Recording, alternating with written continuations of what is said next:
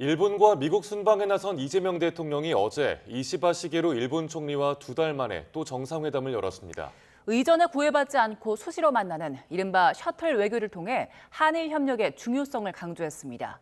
도쿄에서 강진원 기자의 보도입니다. 이재명 대통령이 탄 차량이 관저에 도착하자 문 앞까지 나온 이시바 총리가 반갑게 맞이합니다. 회담 장소로 걸어가는 중에도 서로 웃으며 대화를 나눕니다. 지난 6월 G7 정상회의를 계기로 이뤄진 첫 만남 이후 2달 만에 또 성사된 한일 정상회담. 의전에 구애받지 않고 자주 만나는 셔틀 외교 형식의 회담 분위기는 시종일관 화기애애했습니다. 두 번째 뵙다 보니까 아주 가까운 친구처럼 여겨지는데 오늘도 대화를 통해서 좋은 결과 만들어지기를 바랍니다. 기대합니다. 日韓の安定的な関係の発展は両国の利益となるものであり、同時に地域全体の利益にもなるものであります。 동북아 정세가 요동치는 가운데 두 정상은 한일, 나아가 한미일 협력이 중요하다는데 공감했습니다. 미중 갈등과 북러 밀착, 그리고 북핵 위협 등이 고조되고 있기 때문입니다. 한반도의 완전한 비핵화와 항구적 평화 구축에 대한 확고한 의지 역시 재확인했습니다. 대북 정책에서 긴밀한 공조를 지속하기로 하였습니다. また核ミサイル問題を含む北朝鮮への対応についても議論をし、 미국의 통상 압박이 거센 상황에서 양국 간 전략적 소통이 필요하다는 데에도 의견을 모았습니다. 만찬 등 정상 내외가 함께 참여한 별도의 행사도 마련해 친분을 쌓았습니다. 이재명 대통령은 일본 방문 이튿날 일본 정계 주요 인사 등을 만나 양국 간 현안에 대한 의견을 나눈 뒤 한미 정상회담이 열리는 미국으로 떠납니다. 도쿄에서 YTN 강진원입니다. 한일 정상은 이번 정상회담에서 저출산과 고령화 등 공통으로 겪고 있는 사회 문제에 함께 대응하기 위한 협의체 출범에도 합의했습니다. 인적 교류를 늘리기 위한 워킹 홀리데이 확대에도 뜻을 모았는데요. 이 대통령의 공동 언론 발표 들어보시죠. 사회 분야에서는 저출산 고령화, 수도권 집중, 농업, 재난 안전 등 양국이 직면한 공통 과제에 공동 대응할 필요성에 공감하고 정책 경험을 공유하며 해결 방안을 함께 모색하기 위해 당국 간 협의체를 출범시키기로 하였습니다. 인적 교류에서는 1200만 교류 시대를 맞아 한일 청년들이 서로의 문화를 체험하고 이해하는 기회를 넓히기 위해 워킹 홀리데이 참여 횟수를 확대하기로 합의하였습니다. 일본 언론들은 한일 정상회담 소식을 실시간으로 보도하면서 관련 내용을 상세하게 전했습니다. 한일 정상은 셔틀 외교의 활성화를 강조했는데 이시바 시게루 총리를 둘러싼 정치적 상황은 앞으로의 한일 외교에도 큰 변수가 될 걸로 보입니다. 도쿄에서 김세호 특파원이 보도합니다. 일본 공영방송 NHK는 정규 뉴스 시간에 한일 정상회담 후 양국 정상의 공동 언론 발표 내용을 생방송으로 보도했습니다. 安全保障、経済安全保障分野については、現下の戦略環境の下、両国間の戦略的な意思疎通を強化していくことで一致をいたしました。 일본 주요 신문들도 한일 정상이 안정적 관계 발전의 뜻을 모았다며 회담 내용을 상세히 전했습니다. 요미우리 신문은 일본을 사회, 문화, 환경 등 여러 방면에서 협력할 수 있는 최적의 파트너라고 밝힌 이 대통령의 발언을 소개했습니다. 니혼 게이자 신문은 광복절이 있는 8월에 이 대통령이 일본을 찾은 것은 이색적이라며 실용 외교 기조에 따른 판단이라고 전했습니다. 전문가들은 이 대통령이 위안부 합의와 강제동원 문제 등 전임 정부의 합의 내용을 유지하겠다고 밝힌 것은 일본의 중요한 메시지라고 강조했습니다. 信頼を構築するという意味で、まず歴史問題でさまざまな合意を、継続していく、一貫性を持っていくってことが大事だと発言してくれたことはとても大事だと思います。 하지만 지난달 참의원 선거 참패로 이시바 총리에 대한 퇴진 압박이 거세다는 점이 앞으로 한일 관계의 변수가 될 전망입니다. 자민당 총재 선관위가 조기 총재 선거 검토에 들어가면서 이르면 다음 달 초순 이후 이시바 총리의 운명을 가를 조기 총재 선거 여부가 결정됩니다. 조기 총재 선거가 결정될 경우 이시바 총리의 재선은 지금의 자민당 내 분위기로는 쉽지 않다는 것이 중론입니다. 당내 보수파를 의식해서인지 이시바 총리는 이번 회담에서 지난 15일 전몰자 추도식에서 밝힌 과거 전쟁에 대한 반성은 언급하지 않았습니다. 지난 1998년 한일 공동선언 이후 일본 역대 내각의 역사인식을 계승하겠다는 발언에 머물렀습니다. 도쿄에서 YTN 김세호입니다. 한일 정상회담을 마친 이재명 대통령은 일본 방문 이틀째인 오늘 일본 의회 주요 인사와 만납니다. 이 대통령은 이후 일본 일정을 마무리하고 한미 정상회담을 위해 오후에 미국으로 출발합니다. 미국에 도착하면 현지 시간으로 25일 한미 정상회담을 할 예정인데 방미 첫 일정으로는 24일 저녁 현지 교민들과 만찬 간담회를 열 계획입니다. 이번 한미 정상회담에선 원전 협력도 주요 의제로 다뤄질 걸로 점쳐집니다. 일부에선 제2의 마스가가 원전이 될 거란 기대감도 나오는데요. 정상회담에 맞춰 한수원과 한전도 미 원전 기업들과 협력 방안을 모색합니다. 최하영 기자의 보도입니다.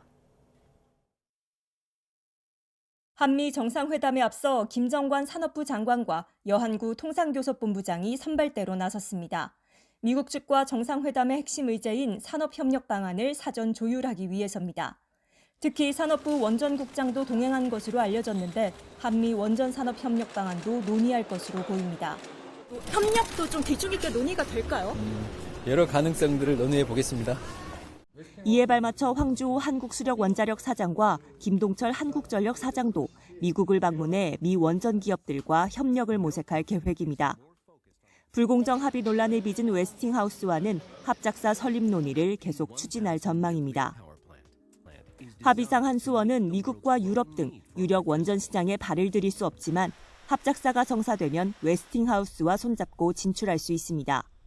더욱이 트럼프 대통령이 앞으로 25년 동안 원전 300기 분량을 새로 짓겠다고 밝힌 만큼 미국 시장 진출에 대한 기대감이 커지고 있습니다. 웨스팅하우스는 원전 설계 원천 기술은 있지만 시공 능력이 부족해 사업 동반자가 필요한 상황입니다. 웨스팅하우스는 공급망이 없습니다. 결국 공급망이 있는 쪽으로 와서 의뢰를 할 수밖에 없는.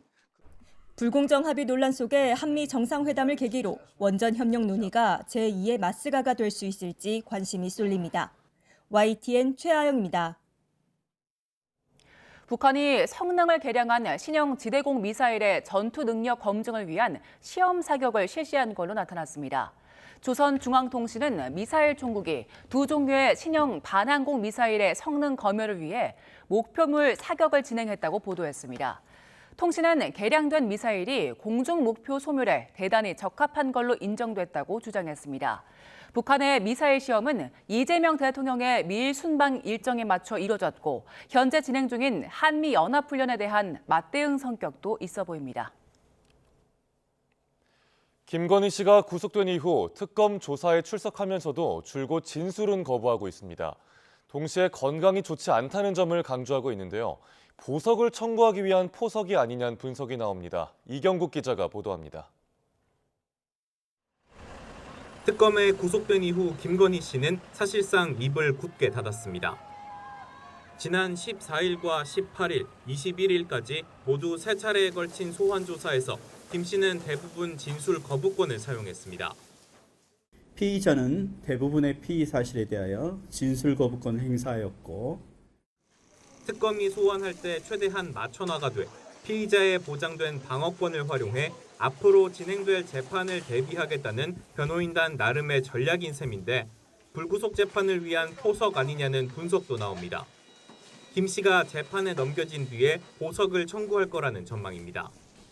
김 씨는 특검 출범 직전 우울증으로 입원 치료를 받았고 구속된 이후로도 변호인단은 건강 상태가 좋지 않다는 걸 언론에 적극적으로 전하고 있습니다. 또 특검의 소환 통보에 건강상 이유를 들어 2차례나 일정을 연기했고 김 씨가 직접 자필로 쓴 사유서를 내기도 했습니다. 첫 조사를 마친 뒤에는 김 씨가 부부가 동시에 구속된 상황에 대해 한탄하는 내용의 언급이 있었다며 변호인단이 언론에 공개했습니다. 특검의 1차 기소 이후 김 씨가 보석을 청구할 거라는 분석이 나오는 배경으로 꼽힙니다. 보석을 청구하더라도 서희건설 측의 자수서로 드러난 일명 나토목걸이 거짓 해명 논란을 포함해 증거를 없앨 우려가 있고 아직 수사 대상이 많이 남았다는 점은 김 씨 측에 불리할 수밖에 없습니다. 특검 수사에 대한 협조와 비협조, 둘의 경계를 넘나드는 김건희 씨의 전략이 남은 수사와 재판에는 어떤 영향을 미칠지 주목됩니다. YTN 이경국입니다. 서울고등검찰청이 김건희 씨의 허위 경력 의혹에 대한 재수사가 필요한지 검토에 착수했습니다. 서울고검은 김 씨에 대한 서울중앙지검의 불기소 처분에 시민단체가 불복해 항고한 사건을 형사부에 배당했습니다.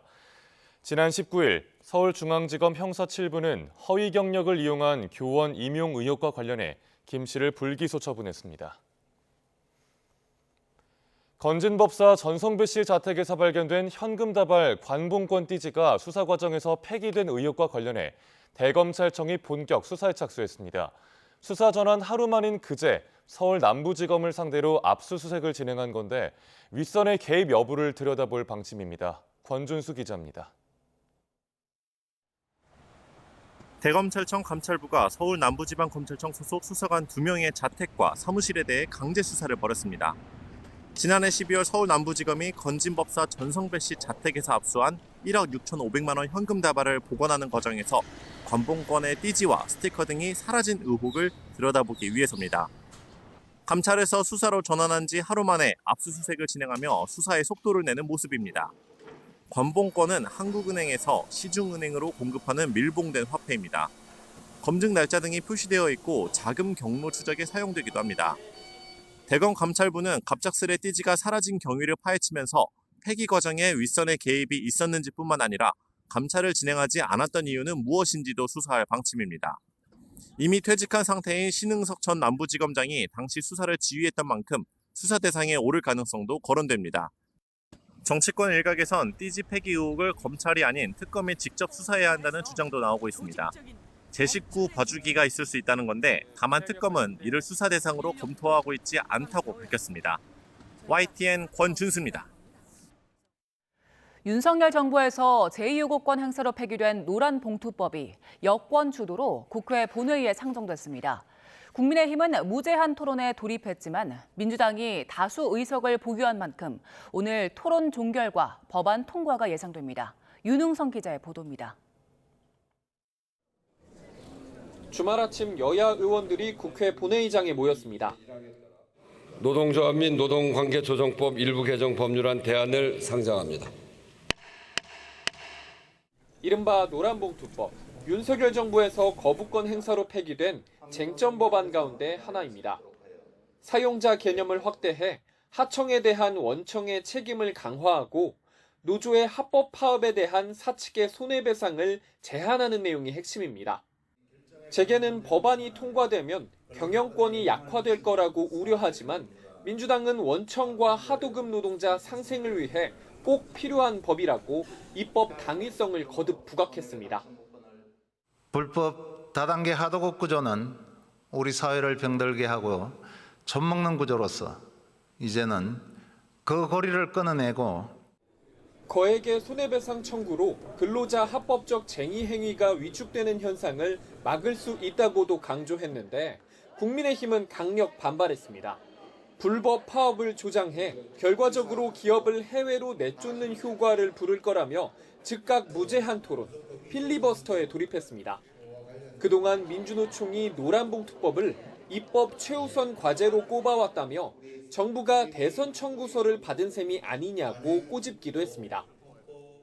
아예 공장을 미국이나 해외로 가져간다는 거죠. 청구서죠, 청구서.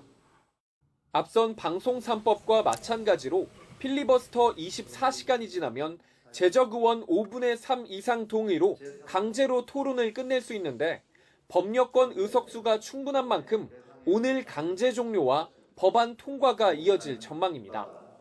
이후 곧바로 자산 2조 원 이상의 상장 회사에 집중 투표제와 감사위원 분리선출 의무화 등을 담은 이른바 더 센 상법 개정안이 상정될 예정입니다.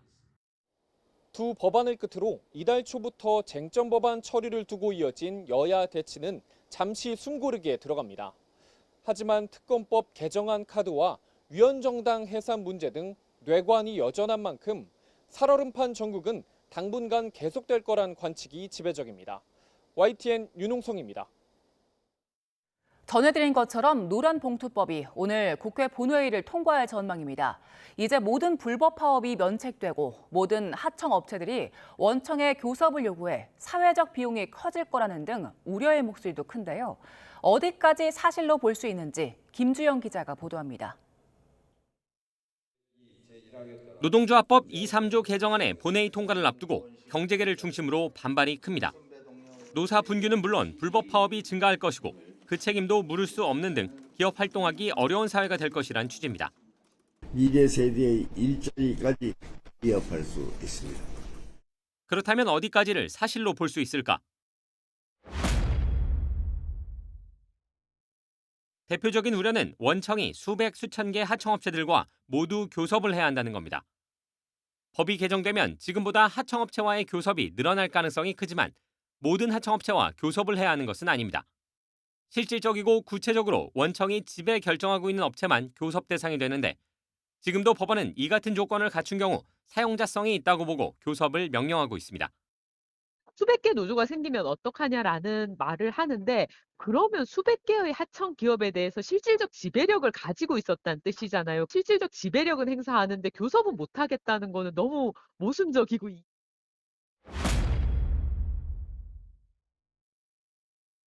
불법 파업의 모든 책임을 면제해주는 것이라는 우려의 목소리도 큽니다. 하지만 이 역시 사실로 보기 어렵습니다.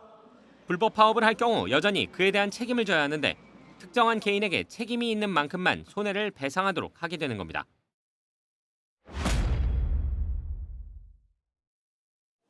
해외 공장을 설립한다는 이유로 파업이 진행될 가능성도 남아 있습니다. 국내 생산이 줄어 고용에 영향을 미쳤다고 주장할 수 있기 때문입니다. 다만 이 역시 장래에 영향이 있을 가능성 정도로 노동쟁의에 들어갈 수는 없고 현실적으로 그 영향이 구체화됐을 때 가능한 부분입니다.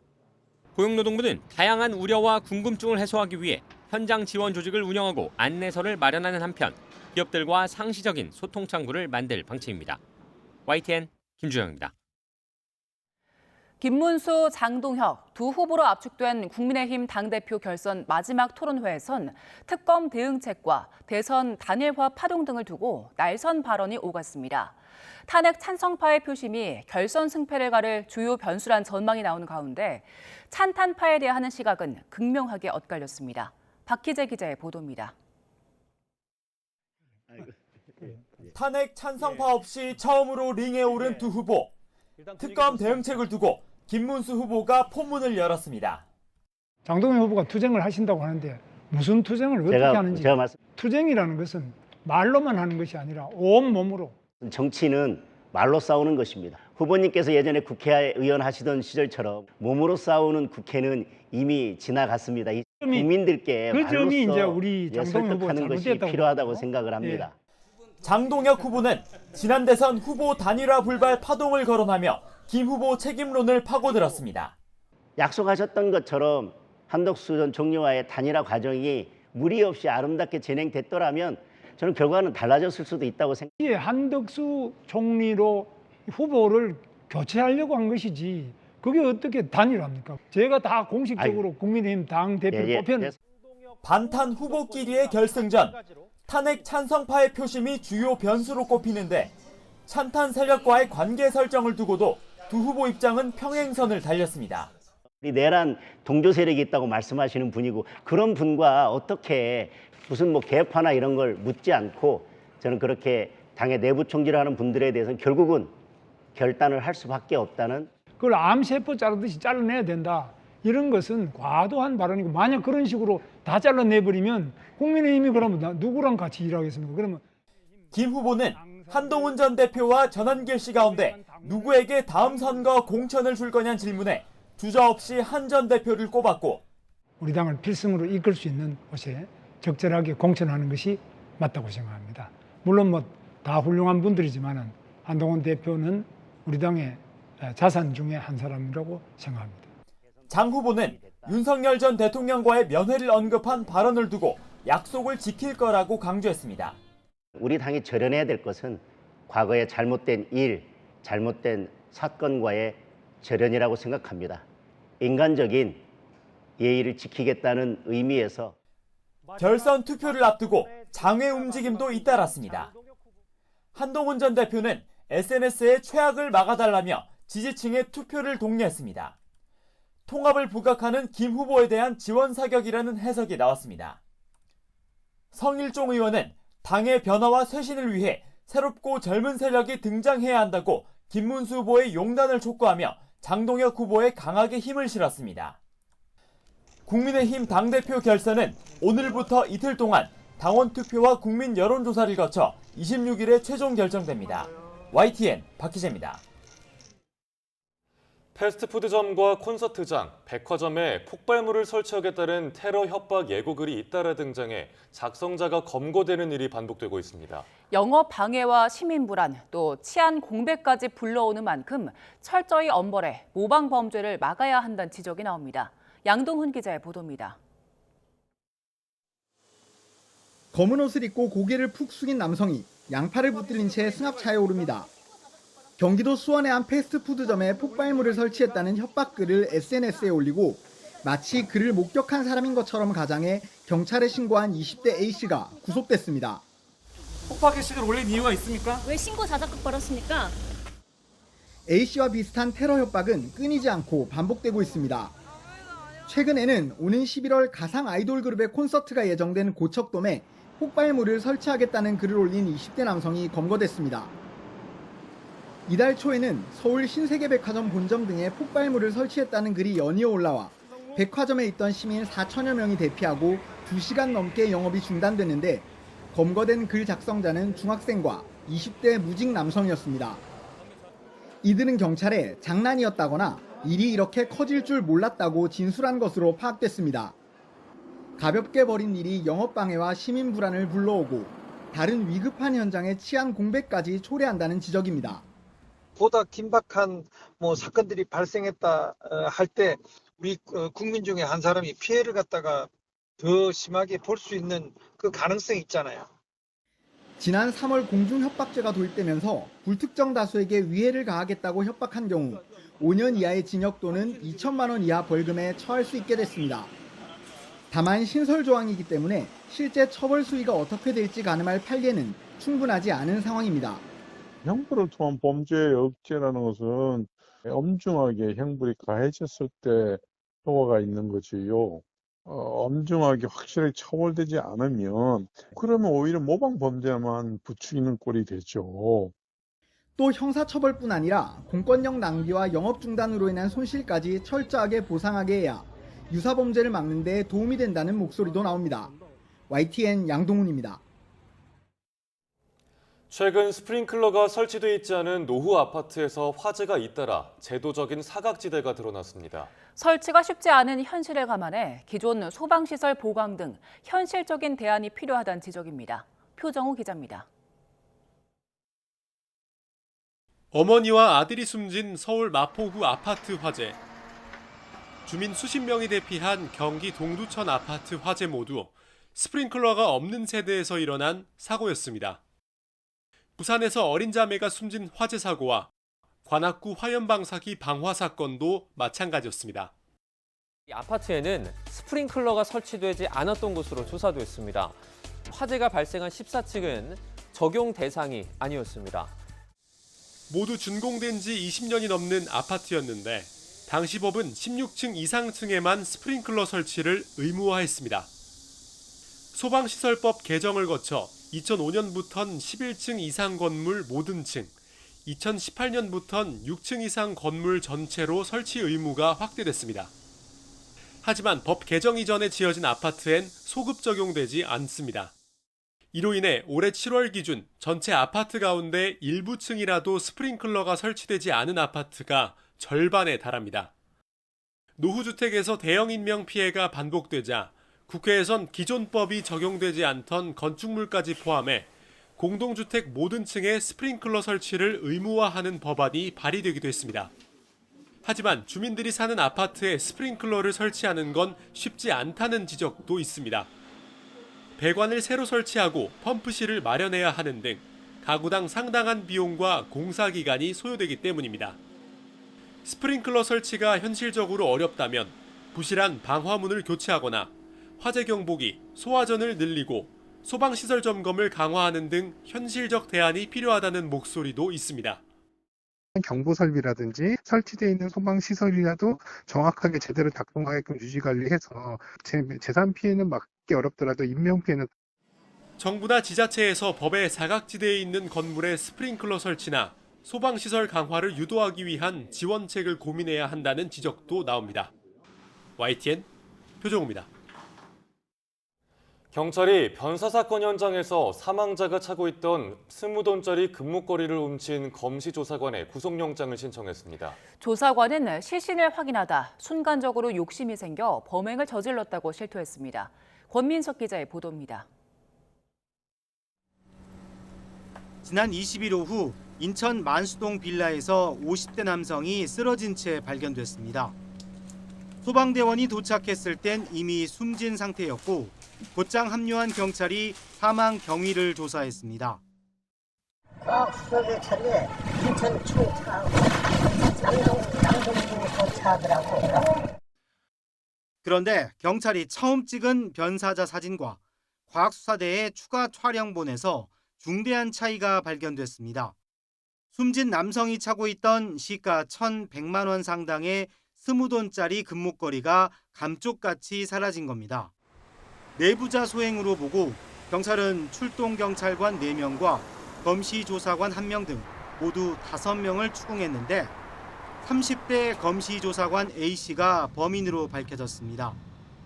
A씨는 경찰이 집 밖을 둘러보는 사이 변사자의 금목걸이를 풀고 신발 안에 숨겨 빼돌렸습니다. 사인을 추정하고 범죄 혐의점을 판별해 수사를 지원하는 본분을 망각한 채 흑심을 품은 겁니다. A씨는 시신을 확인하다 순간적으로 욕심이 생겨 범행을 저질렀다고 진술했습니다. 경찰은 사안의 중대성을 고려해 A씨의 구속영장을 신청하고 자택 싱크대에 숨겨놓은 목걸이를 찾아내 압수 조치했습니다. YTN 권민석입니다. 국내 유일 국방연구개발기관인 국방과학연구소가 창립 55주년을 맞았습니다. 총 한 자루도 못 만들던 나라에서 주요 방산국가로의 도약을 이끈 연구소의 여정과 과제를 나혜인 기자가 보도합니다. 10개 나라에 수출된 K9 자주포부터 K2 흑표전차, 한국형 패트리어 천궁2까지 국방과학연구소가 개발해 해외 시장 개척에 성공한 대표적 국산 무기입니다. 1970년 국립기관으로 창설된 국방과학연구소는 55년 만에 소총 한 자루 못 만들던 나라를 세계 8위 국방기술 강국으로 끌어올렸습니다. 어느덧 23개 나라가 우리 무기를 쓰겠다고 나섰고 계약 수주 금액은 60조 원을 돌파했습니다. 폴란드 땅에서 K2 전차는 그 성능 이상의 의미를 가질 뿐만 아니라 폴란드를 지키는 굳건한 소신이 될 것으로. 무기체계 국산화로 얻은 경제 효과는 더 큽니다. 연구소가 개발한 무기체계 303개 가운데 146개가 실전에서 운용되고 있는데 수입 무기를 쓰는 것보다 무려 700조 원에 달하는 예산 절감, 전력 증대 효과가 있는 것으로 추산됐습니다. 그동안 들인 연구개발비의 10배가 넘습니다.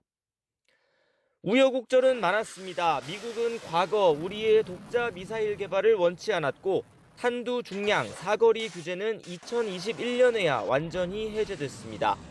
잠수함 발사 탄도미사일 SLBM이나 초음속 순항미사일을 비롯한 고위력 무기 개발에 족쇄가 풀렸고 연구소는 극초음속 미사일이나 차세대 전투기 사업 등에도 속도를 내고 있습니다. 과학기술의 요람이자 또 K방산의 산실로서 목숨을 걸고 연구에 매진하고 있습니다. 북핵 대응에 더해 달라진 전쟁 양상에 대비한 첨단 무기 개발은 남겨진 과제입니다. 연구소는 유무인 복합 전투 체계와 우주, 사이버 공간에서 인공지능을 활용하는 등 미래전을 선도할 차세대 국방기술 개발에 역량을 모을 방침입니다. YTN 나인입니다. 반유대주의 같은 정치적인 이유를 들면서 하버드대 등을 압박했던 트럼프 대통령이 이번엔 미국의 대표적인 박물관을 겨냥했습니다. 전시의 편향성을 문제 삼으면서 지원금 삭감을 경고하는 등 대학에 했던 것과 똑같은 방식으로 통제권을 강화하고 있습니다. 신호 기자입니다. 스미스소니언 박물관의 미국 대통령 탄핵 관련 전시물입니다. 2019년과 2021년 두 번 탄핵 소추됐던 트럼프 대통령 관련 내용이 지난달 삭제됐다가 이달 초 복원됐습니다. 2020년 대선 결과에 이의를 제기하면서 반복적으로 거짓 주장을 했다는 표현이 사라졌습니다. 이번 조치는 트럼프 대통령이 세계 최대 박물관을 운영하는 스미스소니언 재단에 대한 압박을 강화하는 가운데 이루어졌습니다. 트럼프 대통령은 지난 3월 박물관에서 이념을 지우고 미국의 위대함을 강조하라는 취지의 행정명령에 서명했습니다. 5월에는 정파적이고 다양성을 지지한다는 이유로 국립초상화미술관 관장을 해고했습니다. We want the museums to treat our country fairly. We want the museums to talk about the history of our country in a fair manner, not in a woke manner or in a racist manner. 트럼프의 이런 인식은 스미스소니언 박물관들을 점검하고 대학에서 이루어졌던 엄청난 진전과 같은 과정을 시작하라는 구체적 지시로 이어졌습니다. 진보의 아성으로 불리는 미국의 명문 대학들을 지원금 중단으로 굴복시킨 것처럼 박물관 전시에 남아있는 좌파적인 서사를 없애겠다는 의도로 해석됩니다. So the question is, to me, do we want a state-sponsored, acceptable narrative of American history? Or do we want to accept American history in all of its messiness? 트럼프 대통령은 취임 이후 워싱턴 DC의 케네디 센터 이사장에 스스로 취임하고 시상식도 직접 진행했습니다. 대학에 이어 진보 성향의 미국 문화예술계까지 보수 색깔로 재편하려는 문화전쟁 행보를 이어가고 있습니다. YTN 신호입니다. 가자 지구에서 처음으로 기근이 발생했다는 유엔 기구 발표가 나왔지만 상황은 나아지지 않고 있습니다. 유엔 측은 이스라엘이 조장한 기근이라며 즉각 대책을 마련할 것을 촉구했습니다. 이경아 기자의 보도입니다. 가자시티의 한 병원. 한때 몸무게 60kg을 넘었던 청년이 지금은 35kg이 됐습니다. 굶주림에 지쳐 먹을 것을 얻으러 갔다가 총격까지 받았습니다. للطحين فراح من هناك يجيب لنا طحين فأصيب بطلق ناري من دبابة إسرائيلية في ظهره كان المدخل من الظهر والمخرج من البطن. 배급소까지 매일 먼 길을 오가는 사람들은 언제까지 버틸 수 있을지 자신도 알지 못합니다. احنا تعبنا كثير وهذا اللي انت شايفه اسمه قطار الموت. هم بتمعنوا في قتلنا بكل الاشكال. 식량 위기 최고 단계인 기근이 가자 지구에서 처음 발생했다는 유엔 기구 발표가 나왔지만 이스라엘은 가짜라고 반박했습니다. 유엔 측은 다음 달에는 더 많은 주민이 기근에 놓이게 된다며 즉각 조치해야 한다고 강조했습니다. It is a famine openly promoted by some Israeli leaders as a weapon of war. It is a famine on all of our watch. This is a moment of collective shame. 휴전 협상은 이스라엘 연정 내 극우파들이 가로막는 형국입니다. 하마스가 이스라엘 인질 석방을 포함한 60일 휴전안에 동의했지만 벤그비르 국가안보부 장관 등은 반대해 인질 가족들의 반발을 불렀습니다.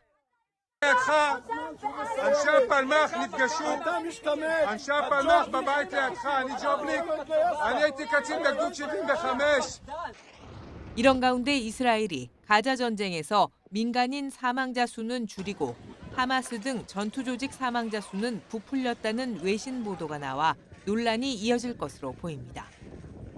YTN 이경아입니다.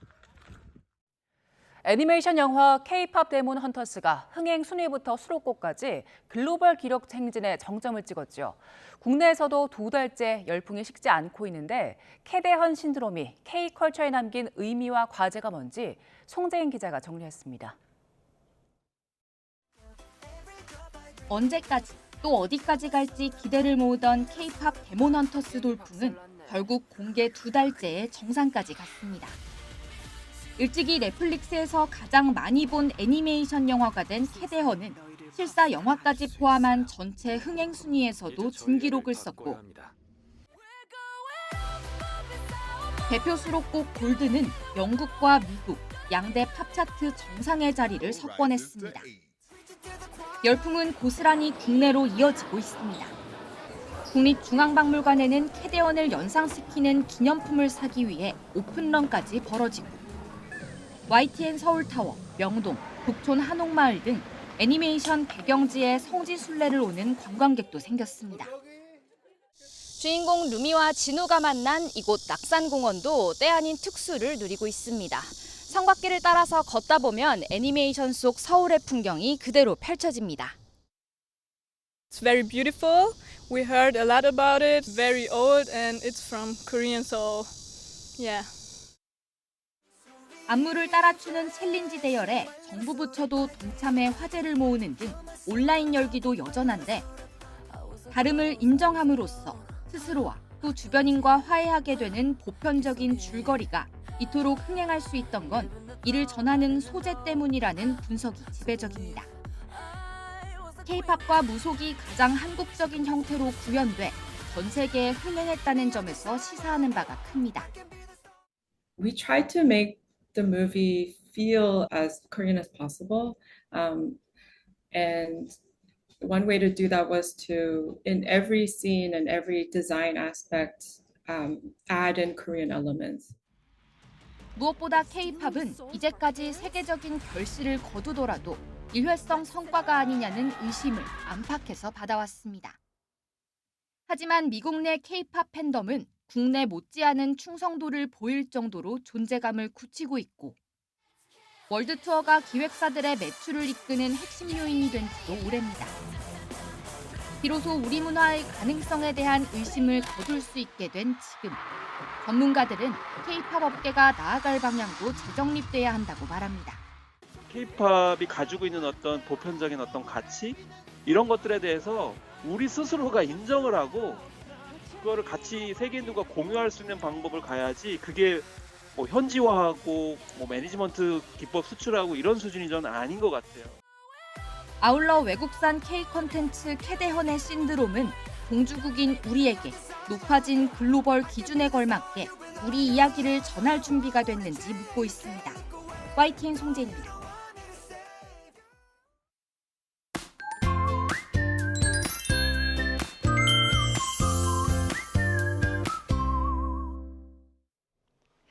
어제가 바로 절기 처서였죠. 보통 이맘때쯤이면 마법처럼 더위가 꺾인다고들 하는데 작년에 이어서 올해도 예외입니다. 오늘 서울은 33도, 구미는 37도까지 치솟겠고요.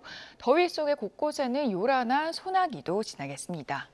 특보 상황부터 살펴보면 현재 대부분 지역에는 폭염경보가, 그 밖의 지역에도 폭염주의보가 유지되고 있는데요. 전국적인 특보 속에 낮 동안 무덥겠습니다. 서울이 33도로 어제보다 조금 높겠고요. 대전이 35도, 대구는 36도까지 올라가겠습니다. 치솟는 기온의 곳곳에는 소나기도 오겠습니다. 주로 동쪽을 중심으로 오겠고요. 또 경기와 충청, 호남에서도 동부에서는 우산 챙겨주셔야겠습니다. 이번 주 서울 등 중부지방에는 비가 자주 내리겠습니다. 특히 내일과 모레 사이에는 국지성 호우가 예보됐는데요. 또다시 폭염 뒤 이어지는 폭우에 대비가 필요하겠습니다. 날씨였습니다. 뉴스타트 3부 마칩니다. 시청해주신 여러분 고맙습니다.